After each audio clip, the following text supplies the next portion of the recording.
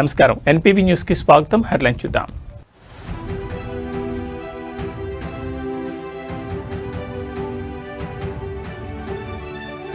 ఢిల్లీకి సీఎం రేవంత్, మహేష్ గౌడ్ రాజ్యసభ అభ్యర్థుల ఎంపికపై హైకమాండ్ తో కీలక భేటీ.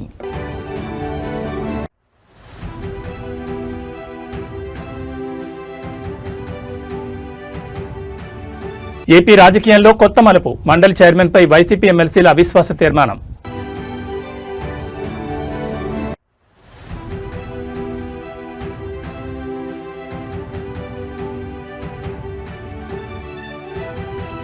జైలు నుంచి బాల్కసుమన్ విడుదల, కాంగ్రెస్ ప్రభుత్వంపై నిప్పులు చెరిగిన మాజీ ఎమ్మెల్యే.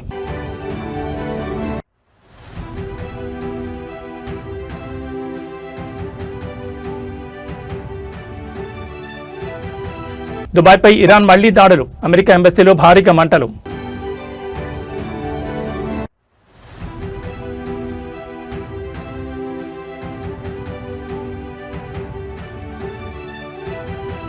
యుద్ధ భయంతో కుప్పకూలిన మార్కెట్లో సెన్సెక్స్ 1700, నిఫ్టీ 500 పాయింట్లు పతనం.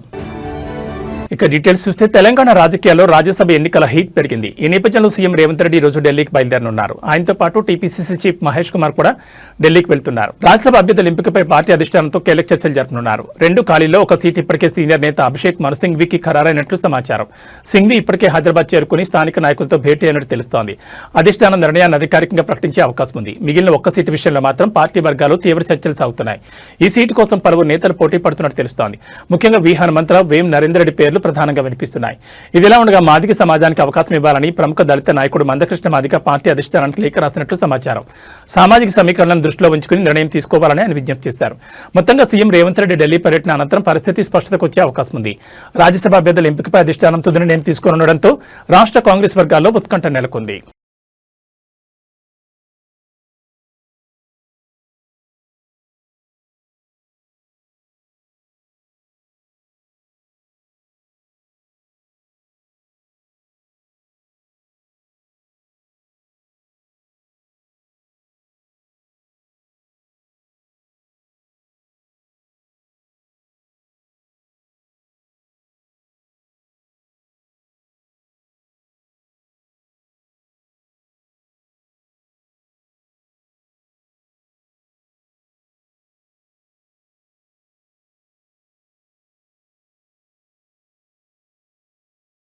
ఏపీ మండలి చైర్మన్ పై వైఎస్ఆర్సీపీ ఎమ్మెల్సీలు అవిశ్వాసం పెట్టే యోచనలో ఉన్నారు. వైసీపీ నుంచి ఇప్పటికే 5 ఎమ్మెల్సీలు రాజీనామా చేయగా మండలి చైర్మన్ మోషన్ రాజు వారి రాజీనామాలను ఆమోదించలేదు. దీంతో స్పీకర్ వైఖరిపై తీవ్ర అసంతృప్తితో ఉన్న ఎమ్మెల్సీలు అవిశ్వాసం పెట్టేందుకు సిద్దమవుతున్నారు. మొత్తం 8 మంది ఎమ్మెల్సీలు చైర్మన్ పై అవిశ్వాసం పెట్టేందుకు మొగ్గు చూపగా సరిపడా సంఖ్యాబలం ఉండడంతో ఆ దిశగా అడుగులు వేస్తున్నారు. పోతుల సునీత, కర్రి పద్మశ్రీ, బల్లి కళ్యాణ్ చక్రవర్తి, మర్రి రాజశేఖర్, జయమంగళ వెంకటరమణలు అవిశ్వాస తీర్మానం పెట్టేందుకు సిద్దమవుతున్నారు. దీంతో ఏపీ రాజకీయాల్లో ఈ అంశం హాట్ టాపిక్ గా మారింది. పదవులకు రాజీనామా చేసిన ఎమ్మెల్సీలంతా పార్టీ ఫిరాయింపులకు పాల్పడ్డారని వైసీపీ ఇప్పటికే ఫిర్యాదు చేయడంతో చైర్మన్ దీనిపై విచారణ చేపట్టారు. ఈ నేపథ్యంలో 4 రోజుల క్రితం బల్లి కళ్యాణ్ చక్రవర్తి, మర్రి రాజశేఖర్లతో విడివిడిగా సమావేశమై రాజీనామాలకు గల కారణాలను అడిగి తెలుసుకున్నారు. తమపై ఎవరూ ఒత్తిడి చేయలేదని, స్వతహాగానే రాజీనామా చేస్తున్నట్లు ఇద్దరు తెలిపారు.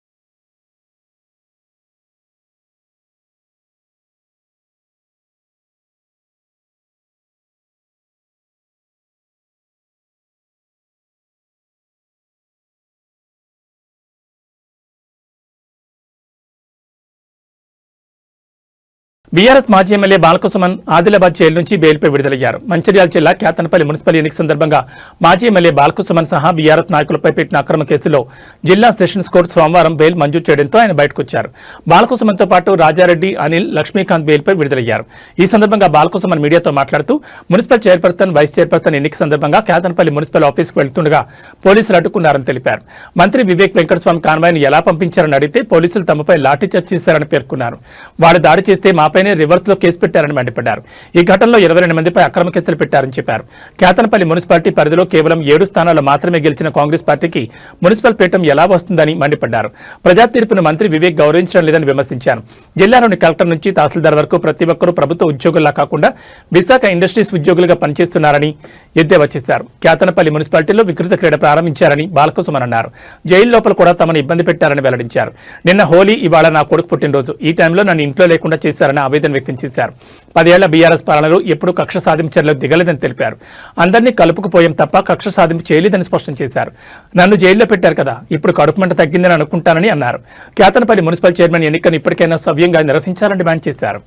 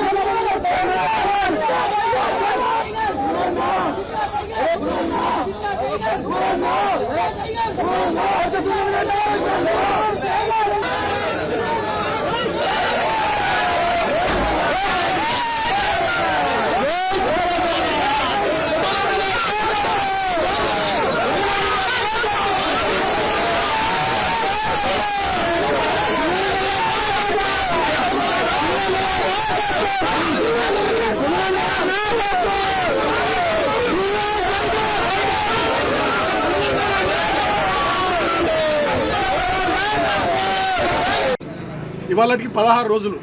నేను ఇప్పుడు కోరుతా ఉన్న వివేక్ గారిని, ముఖ్యమంత్రి రేవంత్ గారిని, మీ కళ్ళు చల్లబడ్డాయా? మీ కక్ష తీరిందా? మీ కడుపు మంట చల్లారిందా? నన్ను జైల్లో పెట్టిరుగా 16 రోజులు. ఇంకా దుర్మార్గం ఏంటంటే నాకు మొన్ననే బెయిల్ రావాలి. మంచిర్యాల కోర్టు వచ్చింది, హైదరాబాద్ కోర్టు వచ్చింది, చెన్నూరు కోర్టులో నాకు బెయిల్ రావాలి. బలవంతంగా ప్రభుత్వ పెద్దలు ఒత్తిడి చేసి 5వ తేదీకి వాయిదా వేయించారు. కారణం ఏందో తెలుసా? నిన్న హోలీ, ఇవాళ నా చిన్న కొడుకు పుట్టినరోజు. ఈ 2 సందర్భాలలో నేను నా ఇంటికాడ నా కుటుంబ సభ్యులతో ఉండొద్దనే ఒక సాడిస్టిక్ ప్లెజర్, పైశాచిక ఆనందం కొద్దీ నిన్న ఇయ్యాల నన్ను జైల్లో ఉంచాలని చెప్పి 5వ తేదీకి వాయిదా వేయించారు. కానీ నేను మా అడ్వకేట్లకు సెల్యూట్ చేస్తూ ఉన్నా. మా కేసీఆర్ గారు ఎప్పటికప్పుడు మానిటర్ చేసి వారికి కూడా కృతజ్ఞతలు. మా అడ్వకేట్లు మంచిర్యాలలో కానీ, చెన్నూరులో కానీ, హైదరాబాద్లో కానీ మాకు బెయిల్ రావడానికి వాళ్ళు బాగా కృషి చేసి వాళ్ళకు హృదయపూర్వకంగా కృతజ్ఞతలు. రంగుల పండుగ హోలీని మేడ్చల్ ఎమ్మెల్యే మల్లారెడ్డి అత్యంత ఉత్సాహంగా జరుపుకున్నారు. బోయినపల్లిలోని ఆయన నివాసంలో ఏర్పాటు చేసిన వేడుకల్లో కుటుంబ సభ్యులు భారీ సంఖ్యలో తరలివచ్చిన కార్యకర్తలతో కలిసి ఆయన రంగులు పూసుకున్నారు. ఎప్పుడూ తనదైన మాటలతో, మేనరిజంతో అందరినీ అలరించే మల్లారెడ్డి ఈసారి హోలీ పాటలకు కార్యకర్తలతో కలిసి తీన్మార్ స్టెప్పులు వేశారు.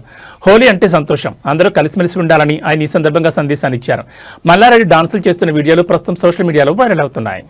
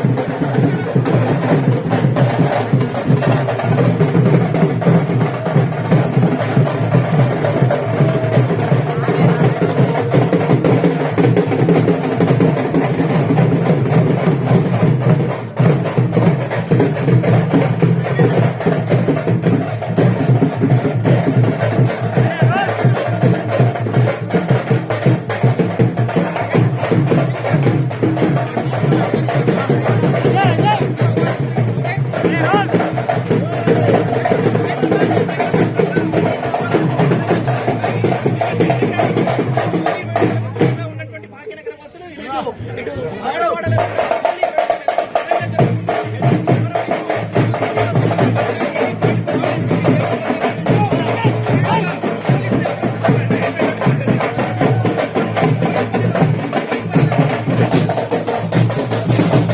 సంగారెడ్డిలో జరిగిన హోలీ వేడుకలో టీపీసీసీ వర్కింగ్ ప్రెసిడెంట్ సంగారెడ్డి మాజీ ఎమ్మెల్యే జగ్గారెడ్డి సందడి చేశారు. రామ్ మందిర్ దగ్గర జరిగిన వేడుకల్లో చిన్ననాటి మిత్రులు, సన్నిహితులు, స్థానిక ప్రజలపై రంగులు చల్లారు జగ్గారెడ్డి. కార్యక్రమంలో డీజే పాటలు, డప్పు చప్పుళ్లకు అనుగుణంగా చిన్నారులతో కలిసి డాన్సులు వేశారు. తానే స్వయంగా డప్పు కొడుతూ నృత్యం చేయడం ప్రత్యేక ఆకర్షణగా నిలిచింది. అనంతరం పట్టణంలోని రామ్ మందిర్ కమాన్ వద్ద ఏర్పాటు చేసిన ఒట్టి కొట్టే కార్యక్రమంలో పాల్గొని అందరినీ ఉత్సాహపరిచారు.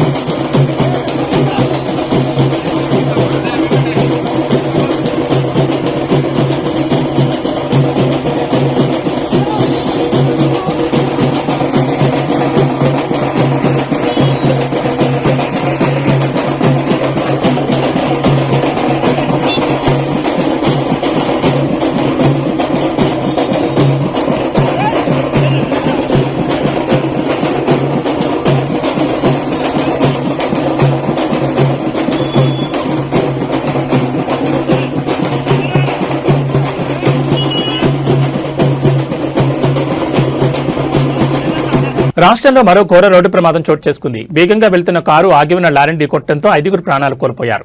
ఈ షాకింగ్ సంఘటన ఆంధ్రప్రదేశ్ రాష్ట్రంలోని చిత్తూరు జిల్లా గంగవరం మండలం వైఎస్ఆర్ జంక్షన్ సమీపంలో చోటు చేసుకుంది. అతివేగంగా వచ్చిన కారు కంటైనర్ను ఢీకొట్టడంతో ప్రమాదం తీవ్రత భారీగా మారింది. ఈ ప్రమాదంలో 3 మహిళలు సహా మొత్తం 5గురు ప్రాణాలు కోల్పోయారు. ఈ ప్రమాదానికి గురైన కారు బెంగళూరు నుంచి తిరుపతి వెళ్తుండగా చోటు చేసుకున్నట్టు తెలుస్తోంది. ఈ సమాచారం అందుకున్న పోలీసులు సంఘటనా స్థలానికి చేరుకుని మృతదేహాలను స్థానిక ప్రభుత్వ ఆసుపత్రికి తరలించారు. అనంతరం కేసు నమోదు చేసుకుని దర్యాప్తు చేస్తున్నట్టు తెలిపారు. కాగా ఈ ఘటనకు సంబంధించిన పూర్తి వివరాలు ఇంకా తెలియాల్సి ఉంది.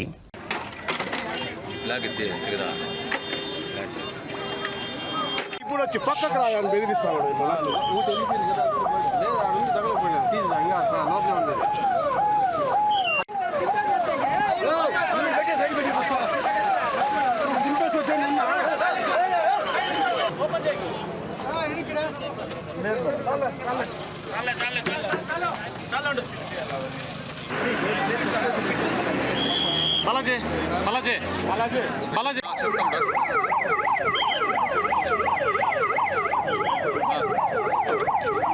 నార్మల్ ఎన్నో ఏళ్లుగా వస్తున్న సాంప్రదాయాన్ని కొనసాగించే క్రమంలో పెద్ద మొత్తంలో భక్తులు అగ్నిగుండంలో పడిపోవడంతో తీవ్ర గాయాలయ్యాయి. ఈ షాకింగ్ సంఘటన ఉమ్మడి నల్గొండ జిల్లా వేములపల్లి మండలం ఆమనగల్లు గ్రామంలో జరుగుతున్న శ్రీ పార్వతీ రామలింగేశ్వర స్వామి ఉత్సవాల్లో చోటు చేసుకుంది. స్వామివారి కళ్యాణోత్సవం అనంతరం నిర్వహించిన అగ్నిగుండం కార్యక్రమంలో ఊహించిన విధంగా తొక్కిసలాట జరగడంతో భక్తులు నిప్పుల గుండంలో పడిపోయారు.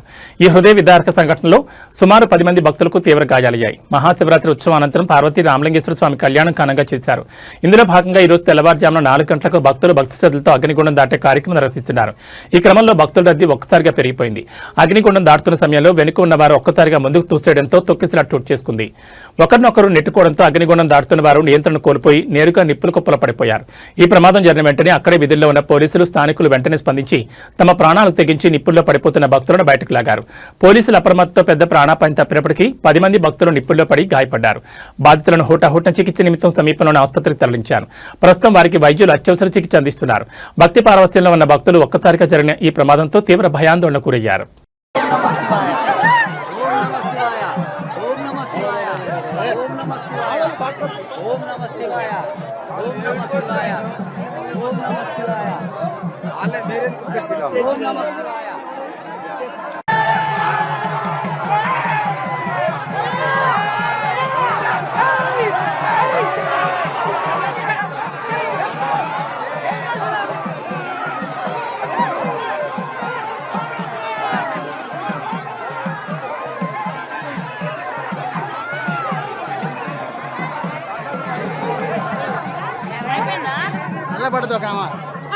హైదరాబాద్లోని బాచుపల్లిలో మంగళవారం రాత్రి సంభవించిన భారీ అగ్ని ప్రమాదం తీవ్ర విషాదాన్ని, భారీ ఆస్తి నష్టాన్ని మిగిల్చింది.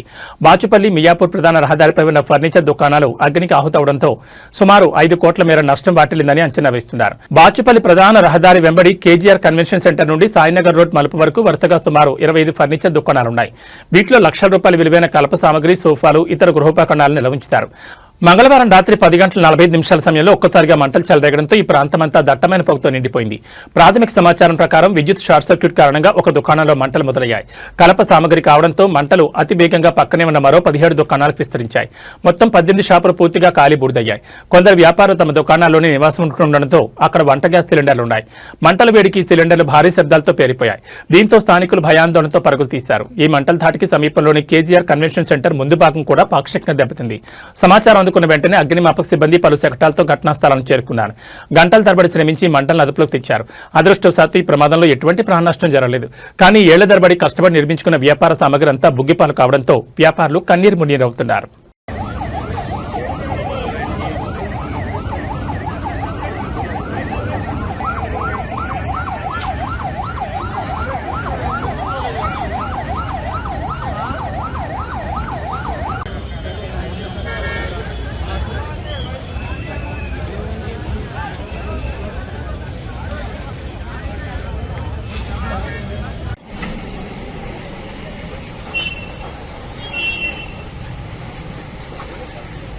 ఇదంతా ఫర్నిచర్ షాపులు కదా, లోపలన్నీ తగలబడిపోతున్నాయి. KGR function back side, KGR function back side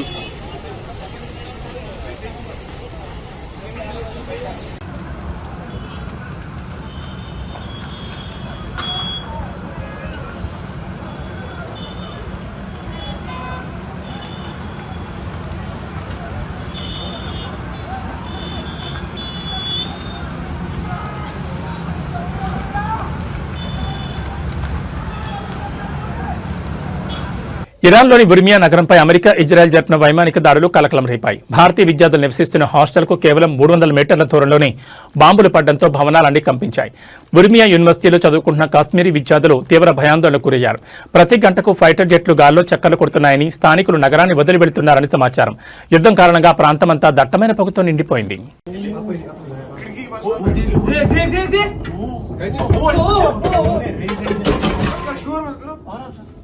उधर ही फिर से तो वो ये रेजिडेंस ये नहीं है कैंप यस कैंप मैं बराबर बैक रेलवे स्टेशन बे हो रहेगा देखिए यहाँ बसी है, यहाँ फूड एक्टिव है, देखो पूरा सा ये बंद हुआ है।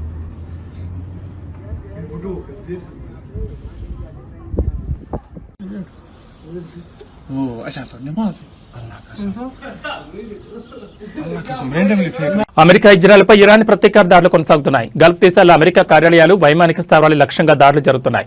తాజాగా దుబాయ్లోని అమెరికా రాయబార కార్యాలయంపై డ్రోన్ దాడి చేసింది. దీంతో రాయబార కార్యాలయంలో భారీగా అగ్ని ప్రమాదం సంభవించింది. ఇందుకు సంబంధించిన వీడియో వైరల్ అవుతోంది. శనివారం Iran supreme leader Ayatollah Khamenei హత్య దగ్గర నుంచి ఇరాన్ ప్రతీకార దాడులతో చెలరేగిపోతోంది. ఆది, సోమ, మంగళవారం వరుస దాడులతో విరుచుకుపడుతోంది. గల్ఫ్ దేశాలని ఇరాన్ లక్ష్యంగా చేసుకుని దాడులు చేస్తోంది. కువైట్, రియాద్లోని అమెరికా రాయబార కార్యాలయాలు లక్ష్యంగా దాడులు జరిగాయి. డ్రోన్ క్షిపణితో ఇరాన్ దాడులు చేస్తోంది.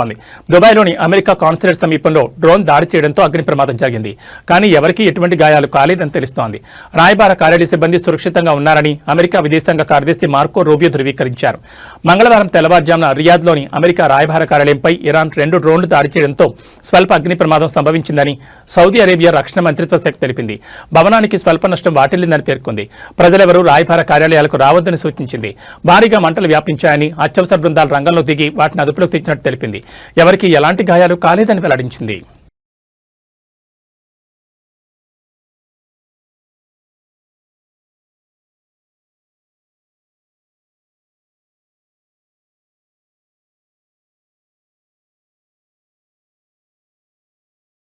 అమెరికా, ఇజ్రాయెల్ దేశాలు ఇరాన్పై చేసిన సంయుక్త దాడి మిడిల్ ఈస్ట్ కంట్రీస్ పై తీవ్ర ప్రభావం చూపుతోంది.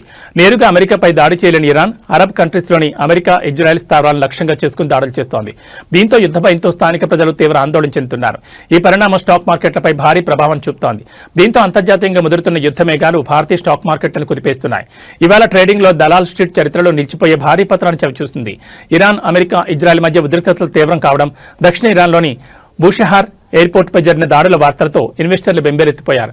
ఫలితంగా సెన్సెక్స్ ఏకంగా 1700 పాయింట్లు కుప్పకొలగా నిఫ్టీ 500 పాయింట్లకు పైగా క్షీణించి కీలక మద్దతు స్థాయిలో దిగువకు పడిపోయింది. ఈ ఒక్కరోజు పతనంతో ఇన్వెస్టర్ల లక్షల కోట్ల సంపద ఆవిరైంది. ఈ యుద్ధం కారణంగా కేవలం స్టాక్ మార్కెట్లే కాకుండా భారత రూపాయి విలువ కూడా రికార్డు స్థాయిలో పతనమైంది. అంతర్జాతీయ మార్కెట్లో ముడి చమురు ధరలు పెరగడం, హర్మూజ్ జలసంధి మూసివేత భయాలతో డాలర్కు డిమాండ్ విపరీతంగా పెరిగింది. ఫలితంగా అమెరికా డాలర్తో పోలిస్తే రూపాయి విలువ ఒక్కరోజే 67 పైసలు క్షీణించి 92.17 వద్ద ఆల్ టైంలోకి చేరుకుంది. రూపాయి ఇంత భారీగా పతనం కావడం భారత ఆర్థిక వ్యవస్థపై, ముఖ్యంగా దిగుమతులపై తీవ్ర ప్రభావం చూపుతుందని ఆర్థిక నిపుణులు ఆందోళన వ్యక్తం చేస్తున్నారు. ఈ భారీ పతనానికి ప్రధానంగా ఇరాన్ అగ్రనేత ఖమేనీ మరణం తర్వాత పరిణామాలు అంతర్జాతీయ మార్కెట్లో చమురు సేగ తోడయ్యాయి. విదేశీ ఇన్వెస్టర్లు భారత మార్కెట్ల నుంచి తమ పెట్టుబడులను వేగంగా ఉపసంహరించుకోవడంతో బ్యాంకింగ్, ఐటీ, ఆటో రంగాల షేర్లు భారీగా నష్టపోయాయి. యుద్ధం కనుక మరికొన్ని రోజులు కొనసాగితే మార్కెట్లు మరింతగా కుంగిపోయే ప్రమాదం ఉందని ఇన్వెస్టర్లు ఆచితూచి అడుగు వేయాలని మార్కెట్ విశ్లేషకులు హెచ్చరిస్తున్నారు. 3 రోజుల క్రితం వరకు భారీగా పెరిగిన బంగారం ధర ఇప్పుడు దిగివస్తోంది. పెళ్లిళ్లు, ఇతర శుభకార్యాల కోసం బంగారం కొనుగోలు చేయాలని ఎదురు చూసేవారికి ఇదే మంచి సమయం అని చెప్పాలి. వరుసగా 3 రోజులు 10 గ్రాముల బంగారం ధర 8,580 నుంచి 7,850 వరకు తగ్గింది. అంతర్జాతీయంగా నెలకొన్న యుద్ధ పరిస్థితుల ప్రభావంతోనే ధరలు తగ్గుతున్నట్లు నిపుణులు చెబుతున్నారు. మరోవైపు రూపాయి మారకం విలువ డాలర్తో పోలిస్తే మరో 67 పైసలు పతనమైంది. దీనివల్ల కూడా బంగారం, వెండి ధరలు తగ్గినట్లుగా విశ్లేషిస్తున్నారు. ఇవాళ బంగారం, వెండి ధరలు ఇలా ఉన్నాయి. 24 క్యారెట్ల బంగారం 10 గ్రాముల ధర 3,110 రూపాయలు తగ్గి 1,64,510కి దిగి వచ్చింది. అదేవిధంగా 22 క్యారెట్ల బంగారం 10 గ్రాముల ధర 2,850 రూపాయలు తగ్గి 1,50,800కి తగ్గింది. వెండి ధర కూడా భారీగా పతనమైంది. జనవరి నెలలో ఏకంగా 60% పెరిగి కిలో వెండి ధర 4 లక్షల మార్కు అందుకోగా ఫిబ్రవరి నుంచి వెండి ధరలు తగ్గుతూ వచ్చాయి. కొద్ది రోజులుగా ధర 2,70,000 నుంచి 3 లక్షల మధ్య ఊగిసలాడుతోంది. బుధవారం కిలో వెండిపై 20,000 తగ్గడంతో ధర 2,95,000కు పతనమైంది.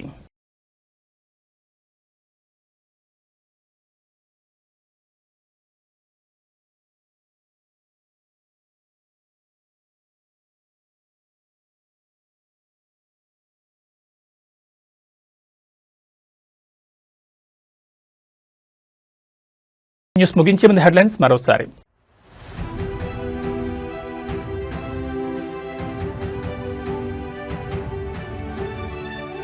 ఢిల్లీకి సీఎం రేవంత్, మహేష్ గౌడ్ రాజ్యసభ అభ్యర్థుల ఎంపికపై హైకమాండ్తో కీలక భేటీ.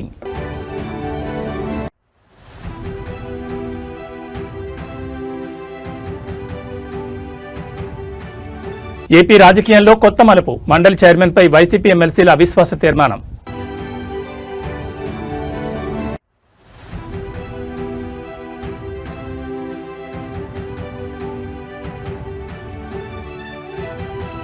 జైలు నుంచి బాల్కసుమన్ విడుదల, కాంగ్రెస్ ప్రభుత్వంపై నిప్పులు చెరిగిన మాజీ ఎమ్మెల్యే.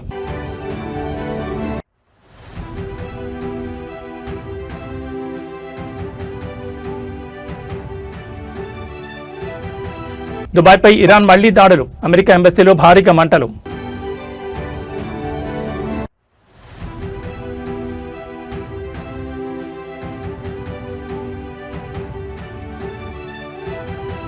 యుద్ధ భయంతో కుప్పకూలిన మార్కెట్లో సెన్సెక్స్ 1700, నిఫ్టీ 500 పాయింట్లు పతనం. ఏబీ బులెటిన్ విశేషాలు. నమస్కారం.